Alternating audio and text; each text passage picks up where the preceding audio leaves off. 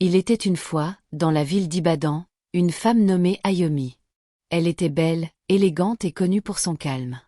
On disait souvent qu'elle était bénie, car elle était mariée à l'un des hommes les plus riches de la ville, Chola Peters.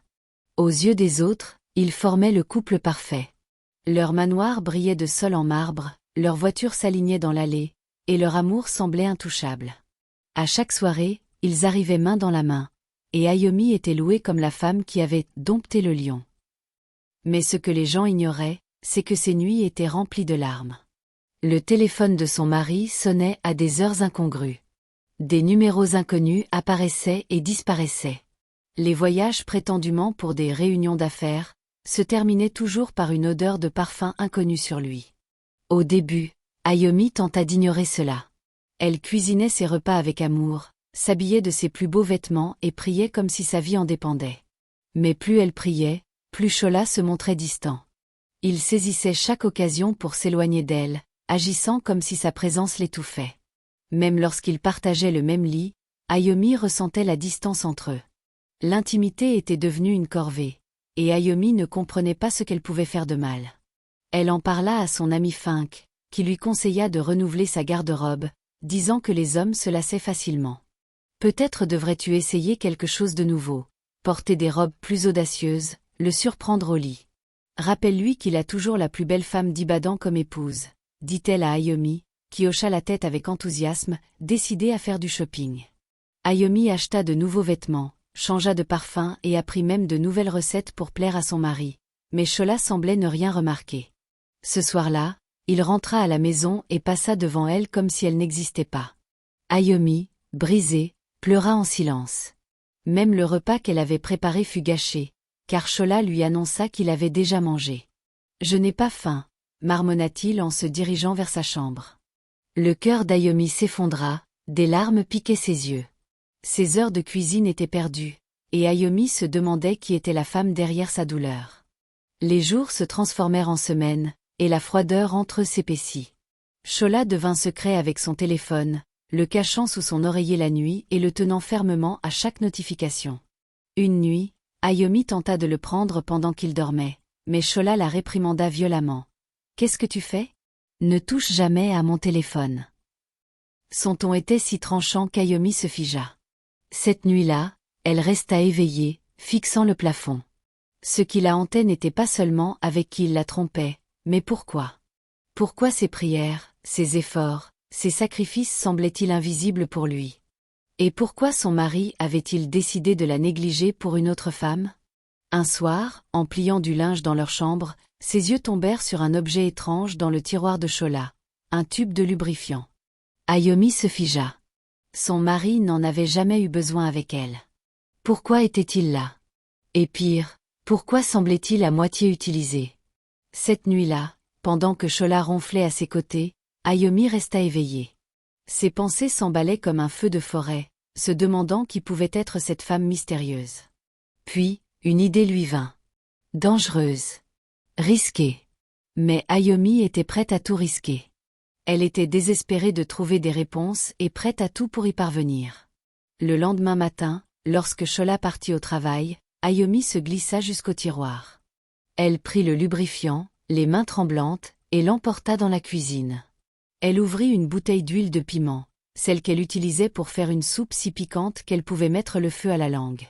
Avec précaution, Ayomi versa l'huile dans le lubrifiant. Elle secoua bien le flacon, les yeux durs comme la pierre, et attendit patiemment que son plan se déroule. Les jours passèrent, mais rien d'inhabituel ne se produisit. Chola agissait normalement. Il l'embrassait sur la joue avant de se coucher et lui souriait doucement tout en répondant à ses messages sur son téléphone. Ayomi ne pouvait contenir sa colère. Elle savait avec qui il discutait et ne pouvait s'empêcher de se sentir ridicule. Elle n'avait jamais été aussi en colère de sa vie. Elle attendait avec impatience que son plan fonctionne, pour découvrir si son mari la trompait vraiment. La nuit où cela se produisit, Ayomi le ressentit dans ses os. Chola rentra d'une autre réunion, les yeux rougis de larmes, et se précipita dans la maison. Il laissa tomber sa veste de costume sur une chaise et disparut dans la salle de bain. Quelques minutes plus tard, Ayomi entendit un cri si perçant qu'il brisa le silence du manoir. Ce n'était pas le ton contrôlé habituel de Chola. C'était de la douleur, brute, pure, incontrôlable. La porte de la salle de bain s'ouvrit brutalement, et Chola en sortit en titubant, se tenant, le visage tordu de souffrance. Il tomba à genoux sur le sol de marbre, le souffle court et saccadé. Le cœur d'Ayomi battait à tout rompre alors qu'elle se précipitait vers lui, feignant la panique. « Mon mari! Qu'est-ce qui se passe » cria-t-elle. Mais au fond d'elle, elle savait que son plan avait fonctionné. Chola se tordait sur le sol comme un possédé, sa peau brûlant de l'intérieur. Son téléphone glissa de sa poche dans la lutte. Ayomi le saisit rapidement. L'écran était encore déverrouillé, et ce qu'elle vit la fit presque s'évanouir.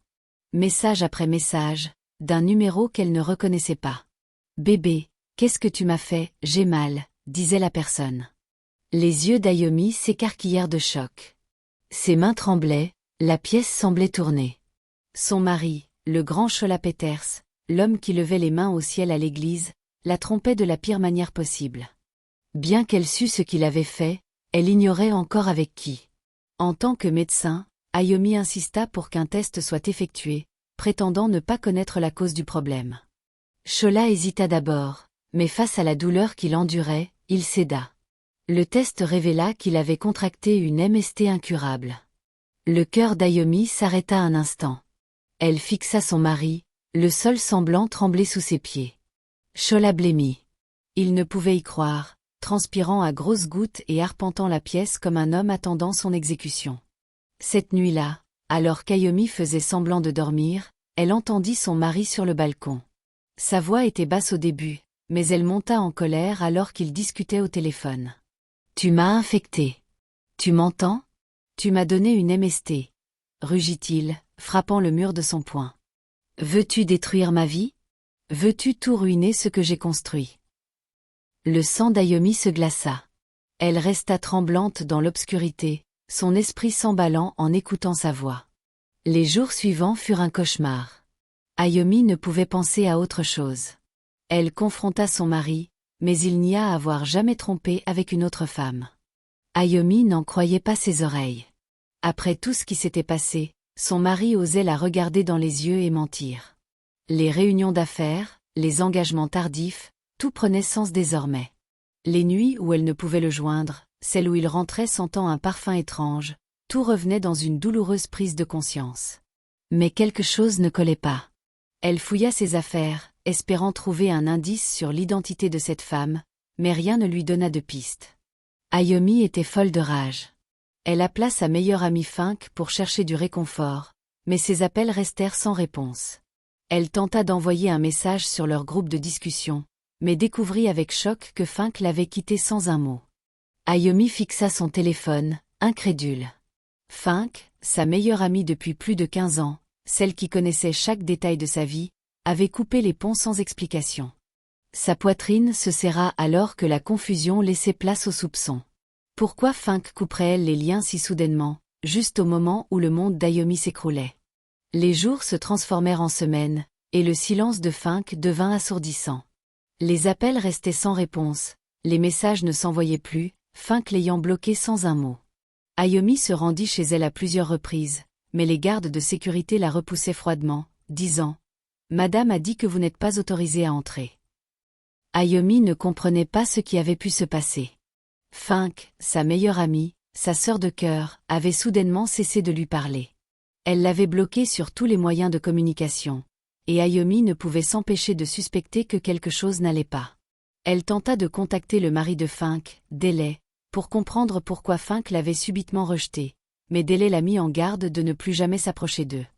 Ayomi sut à cet instant que quelque chose s'était produit. Elle ressentait la tension dans l'air. Ce qui la blessa le plus profondément fut le silence de Fink. Fink, qui connaissait ses moindres pensées, agissait désormais étrangement sans raison apparente. Et bien qu'Ayomi ne voulut pas y croire, elle commença à se demander si Fink avait un lien avec son mari. Le soupçon grandissait chaque jour, l'étouffant comme une corde autour de son cou. Chola, de son côté, devenait de plus en plus agité. Il arpentait la maison comme un animal en cage, s'en prenant au personnel et évitant Ayomi comme la peste. La nuit, lorsqu'il pensait qu'elle dormait, Ayomi l'entendait murmurer au téléphone, son ton oscillant entre rage et désespoir. Un soir, n'y tenant plus, Ayomi confronta à nouveau son mari. « Qui est-elle, Shola ?»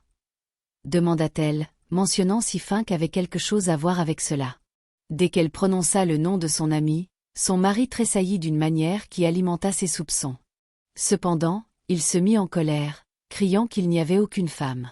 « Ayomi, arrête de m'accuser de choses dont tu ne sais rien, » dit-il, ses mots transperçant sa poitrine comme une lame. Elle savait que Shola ne lui avouerait jamais la vérité.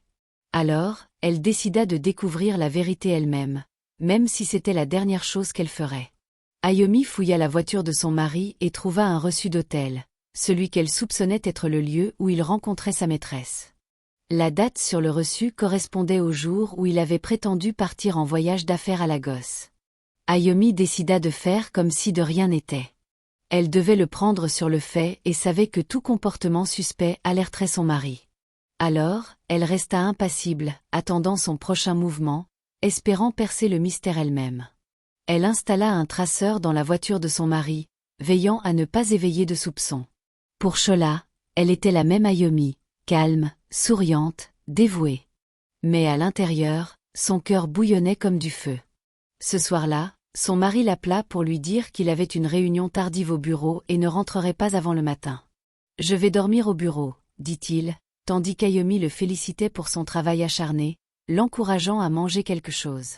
Shola sourit, lui assurant qu'il le ferait, puis raccrocha et monta dans sa voiture pour quitter son bureau. Ayomi, assise dans sa chambre, suivait les mouvements de la voiture de son mari à travers les rues d'Ibadan grâce au traceur. Son cœur battait plus vite à chaque tournant. Elle tenta de lui accorder le bénéfice du doute. Peut-être va-t-il chercher à manger, se dit-elle, les yeux rivés sur le point clignotant du traceur. Mais Shola ne se dirigea pas vers un fast-food. Au lieu de cela, il se rendit dans l'un des hôtels les plus chers de la ville. Celui-là même indiqué sur le reçu trouvé dans sa voiture. La rage d'Ayomi était incontrôlable. La douleur de la trahison était plus profonde qu'elle ne l'avait imaginé. Elle monta dans sa voiture et se rendit à l'hôtel, déterminée à découvrir qui était cette femme mystérieuse. Ayomi se gara discrètement près de l'hôtel. À sa grande surprise, elle vit la voiture de son mari garée à côté de celle de son ami Fink. Fink était dans le même hôtel que son mari. Ayomi se figea sur son siège, les yeux rivés sur les voitures alignées côte à côte. Sa gorge se serra, sa vision se brouilla de larmes. Ce n'est pas possible. Fink, ma meilleure amie. Son cœur battait comme un tambour dans sa poitrine. Lentement, elle sortit de sa voiture et marcha vers l'entrée de l'hôtel, chaque pas lourd comme si le sol voulait l'engloutir. La réceptionniste leva les yeux lorsqu'elle entra. Ayomi montra sa carte d'identité hospitalière, sa voix ferme bien que ses mains tremblaient. « Aujourd'hui, c'est l'anniversaire de mon mari, et je veux lui faire une surprise. J'ai été absente pendant des années, et j'ai arrangé pour qu'il soit conduit ici, donc il ne sait pas que je suis dans le pays. Si vous l'appelez, la surprise sera gâchée. Je vous en prie, ne le prévenez pas, » dit-elle à la réceptionniste, qui sourit et lui donna le numéro de la chambre de son mari. L'estomac d'Ayomi se noua. Elle monta dans l'ascenseur, sa poitrine battant comme un tambour. Arrivée à la porte de la chambre 309, elle entendit des voix étouffées à travers le mur. Ayomi pressa son oreille contre la porte et se figea en entendant ce qu'elle entendit. Ce n'était pas la voix de Fink, ni même celle d'une femme. C'était celle de Dele, le mari de Fink, demandant pourquoi Shola l'évitait. Ayomi écouta, douloureusement, alors que Dele expliquait comment il avait convaincu sa femme Fink qu'Ayomi avait fait des avances à son égard. Dele avait menti à sa femme, disant que sa meilleure amie Ayomi voulait coucher avec lui. C'est pourquoi Fink avait bloqué Ayomi partout sans un mot. Dele expliqua qu'il avait fait cela pour briser leur amitié, sachant qu'Ayomi commençait à suspecter l'infidélité de Shola. Ayomi recula en titubant, son corps tremblant violemment alors qu'elle bégayait pour elle-même. Comment cela pouvait-il être possible? Dele? L'homme qui avait partagé des repas chez elle, qui lui avait souri en face tout en détruisant secrètement sa vie. Les larmes coulèrent sur les joues d'Ayomi alors qu'elle serrait sa poitrine. La trahison était bien plus profonde qu'elle ne l'avait imaginé. Non seulement de la part de son mari, mais aussi de cet homme qui avait empoisonné son amitié, convainquant Fink de la haïr avec des mensonges pour que leur liaison reste cachée. En bas, elle vit que la voiture de Fink était toujours garée. La réalisation la frappa comme un coup de tonnerre. Fink n'était pas à l'intérieur avec Shola, elle avait été abandonnée, trompée, et montée contre sa meilleure amie, tandis que son propre mari entretenait une relation avec Shola. Ayomi regagna sa voiture en titubant, ses mains tremblant tellement qu'elle pouvait à peine démarrer le moteur. Son monde s'était effondré d'une manière qu'aucune explication ne pouvait réparer. Cette nuit-là, alors que le manoir semblait vide autour d'elle, Ayomi prit la décision de contre-attaquer. Elle ne pouvait croire que son mari l'avait fait se sentir insuffisante. Elle ne comprenait pas pourquoi Shola l'avait épousé, sachant pertinemment qu'il n'était pas attiré par les femmes. Elle se sentait si mal d'avoir été trahie dans un mariage sans avenir. Tous les hommes qu'elle avait repoussés pour être avec Shola, un homme qui savait qu'il n'était pas attiré par les femmes, revenaient la hanter comme des fantômes se moquant d'elle. Sa poitrine lui faisait mal alors qu'elle était assise dans l'obscurité, regardant le portrait de mariage accroché dans leur salon. Là, elle souriait dans sa robe blanche, tenant le bras d'un homme qui avait construit toute leur vie ensemble sur des mensonges. Un homme qui avait utilisé sa beauté comme un masque, sa dignité comme un bouclier, son utérus comme un déguisement pour son secret. Ayomi s'effondra en larmes, ses sanglots résonnant contre les murs du manoir. Elle ne pleurait pas parce que Shola l'avait trompée. Elle ne pleurait pas parce que son ami l'avait abandonnée. Elle pleurait parce que son existence même en tant qu'épouse avait été un mensonge. Le lendemain matin, Ayomi essuya ses larmes et se regarda dans le miroir. Quelque chose en elle avait changé. Elle n'était plus l'épouse calme et patiente qui priait et cuisinait pour un homme qui la méprisait.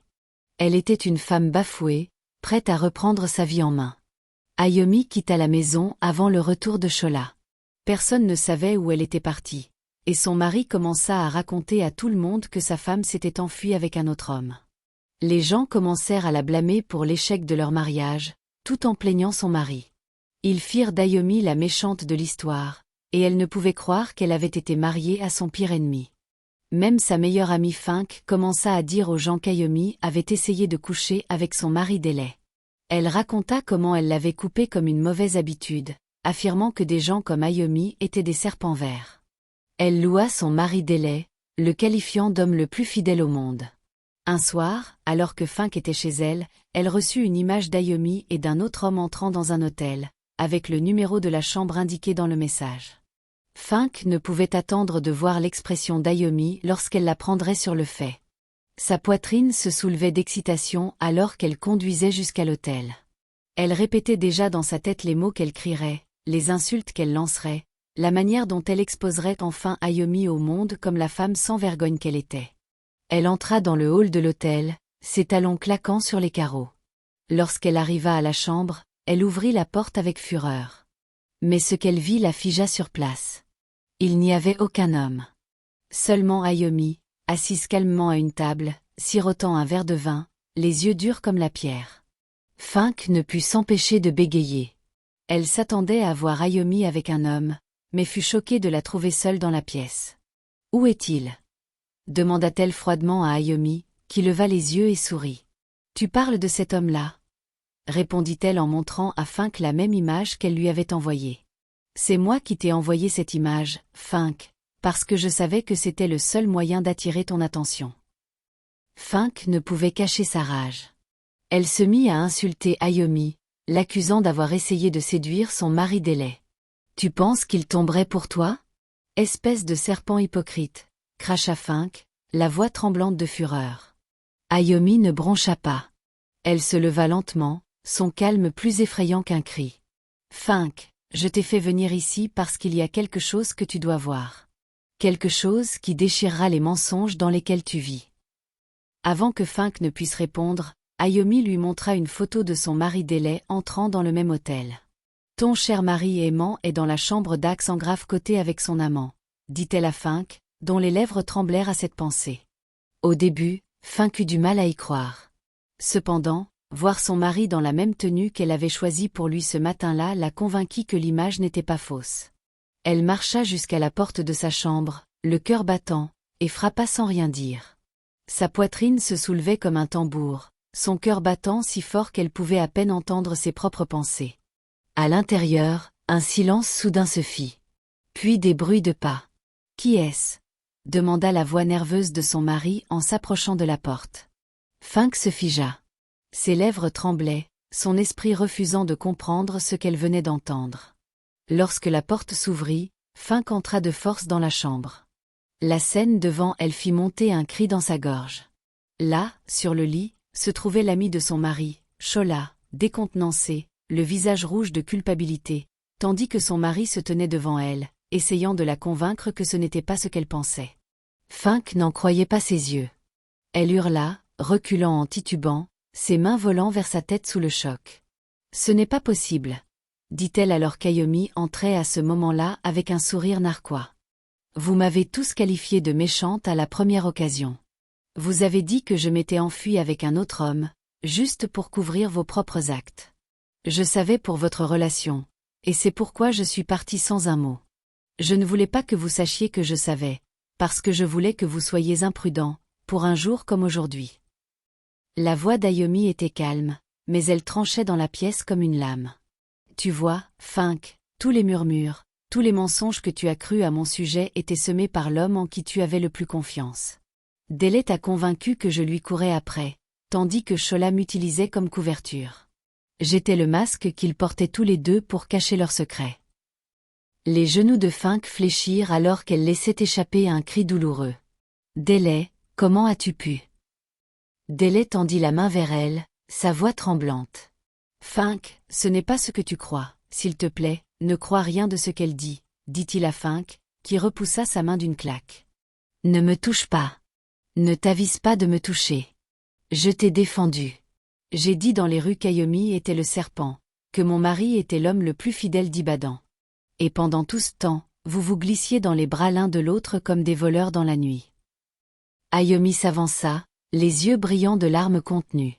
« Fink, je voulais que tu voies cela de tes propres yeux. Parce que si je te l'avais dit, tu ne m'aurais jamais cru. Tu étais aveuglé par leurs mensonges. Maintenant, la vérité est là, crue et laide. Ce que tu choisis d'en faire dépend de toi. » Elle informa Shola qu'elle avait déjà demandé le divorce. « Tu entendras bientôt parler de mon avocat, » dit-elle en quittant l'hôtel, la tête haute, tandis que Fink courait après elle pour s'excuser. « Je ne savais pas, Ayomi, s'il te plaît, pardonne-moi, » dit-elle à Ayomi, qui lui sourit et secoua la tête. « La moindre des choses aurait été de m'écouter. Tu ne m'as jamais donné une chance de m'expliquer. Tu as cru les mensonges et tu les as même propagés. Je te pardonne, Fink, parce qu'il t'a menti. Mais Fink, nous ne pourrons jamais être amis à nouveau, car la confiance, une fois brisée, ne peut jamais être reconstruite de la même manière. Tu as brisé la mienne le moment où tu as choisi les ragots plutôt que notre sororité. » Fink tomba à genoux dans le couloir de l'hôtel, ses larmes coulant librement. « Ayomi, s'il te plaît. J'étais aveugle. J'étais folle. Je l'ai laissé me monter contre toi. J'aurais dû savoir que tu ne m'aurais jamais trahi. » Ayomi baissa les yeux sur elle, son cœur déchiré entre compassion et douleur. Elle s'accroupit légèrement, soulevant le menton de Fink pour que leurs regards se croisent. « Tu n'as pas seulement douté de moi, Fink. Tu m'as aidé à m'enterrer avec ton silence. Quand j'avais le plus besoin de toi, tu t'es jointe à eux pour faire de moi la méchante. Ce n'est pas ce que font les amis. » Elle se redressa, ajusta sa robe et s'éloigna. Les jours qui suivirent secouèrent la ville d'Ibadan jusqu'à ses fondations. Les rumeurs se répandirent comme une traînée de poudre, et la vérité se fraya un chemin au grand jour. La réputation autrefois irréprochable de Shola s'effondra du jour au lendemain. Délé perdit ses contrats lorsque la famille de Fink retira tout le financement qu'elle lui fournissait pour ses affaires. Fink disparut des rassemblements sociaux, incapable de supporter la honte. Mais Ayomi se releva. Elle reconstruisit sa vie, canalisant sa douleur dans un but. Sa carrière médicale s'épanouit, et son nom grandit, non pas comme l'épouse de Shola Peters, mais comme Ayomi, la femme qui avait survécu à la trahison et transformé ses cicatrices en force. Chaque fois qu'elle passait devant l'ancien portrait de mariage qu'elle avait autrefois caché dans un tiroir, elle souriait, non pas de tristesse, mais de triomphe. Car la femme dans cette robe blanche était morte le jour où elle avait versé de l'huile de piment dans les mensonges de son mari. La leçon à tirer de cette histoire est que la trahison vient souvent sous des visages familiers, mais la vérité trouve toujours un moyen de surgir. Une confiance aveugle sans discernement peut détruire des années d'amour et d'amitié, tandis que le courage d'affronter la vérité, même lorsqu'elle fait mal, ouvre la porte à la liberté. La douleur d'Ayomi lui a appris que la valeur de soi n'est jamais définie par ceux qui choisissent de vous aimer ou de vous trahir, mais par la force que vous portez pour surmonter la tromperie et reconstruire votre vie avec dignité. J'espère que vous avez apprécié l'histoire.